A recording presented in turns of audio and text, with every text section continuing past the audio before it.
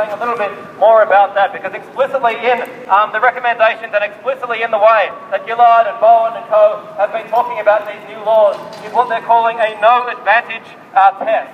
And what they mean by that is that people who arrive, people who are fleeing these horrible situations and who thankfully make it here alive, who thankfully do not drown at sea, that these people are going to be dumped in Malaysia or Nauru and kept there for as long, they're saying, for as long as it would have taken them to wait in the so-called queue in Indonesia or Malaysia. And we know for a fact that people who wait in Indonesia or Malaysia for resettlement from the United Nations can be there for 20 years, because there are something like 100,000 refugees waiting in Malaysia to be accepted in some other country, to be resettled somewhere. And Australia is one of the stingiest countries in the world when it comes to accepting refugees through its humanitarian program. There are over 35 million refugees around the world at the moment, and Australia at the moment accepts a measly 13,700. Even according to what they're saying now, if that's increased to 20,000, this is nothing.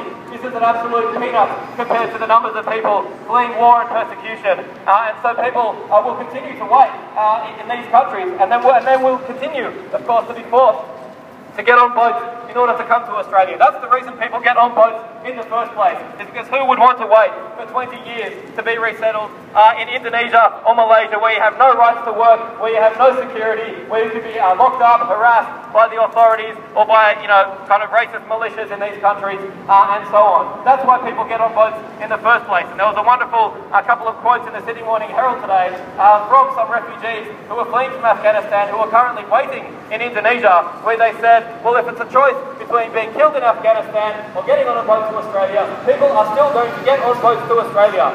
There is no real choice. That's what people will continue to do.